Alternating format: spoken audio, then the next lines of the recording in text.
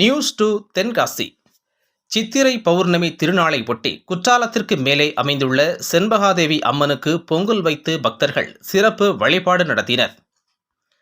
சித்திரை பௌர்ணமி திருவிழாவை முன்னிட்டு பல்வேறு பகுதிகளிலும் உள்ள கோவில்களில் கிரிவலம் மற்றும் சிறப்பு பூஜைகள் நடைபெற்று வருகிறது. அந்த வகையில் குற்றாலத்திற்கு மேலே அமைந்துள்ளது செண்பகாதேவி அம்மன் கோவில். மேற்கு தொடர்ச்சி மலைப்பகுதியில் அமைந்துள்ள இந்த கோவில் வனத்துறை பகுதியில் அமைந்துள்ளது. மலை மேலே சென்று ஏறக்கூடிய இந்த கோவிலுக்கு சித்திரை பௌர்ணமி திருவிழாவிற்கு மட்டுமே பொதுமக்கள் பக்தர்கள் தங்கியிருந்து வழிபடுவதற்கு அனுமதி வழங்கப்படும். அந்த வகையில் இன்று சித்திரை பௌர்ணமியை முன்னிட்டு திருக்குற்றாலம் செண்பகாதேவி அம்மன் கோவிலுக்கு பக்தர்கள் மலை மேல் மலைப்பாதையில் ஏறிச் சென்று செண்பகாதேவி அம்மன் கோவில் முன்பு பொங்கல் இட்டு சிறப்பு வழிபாடு நடத்தினர்.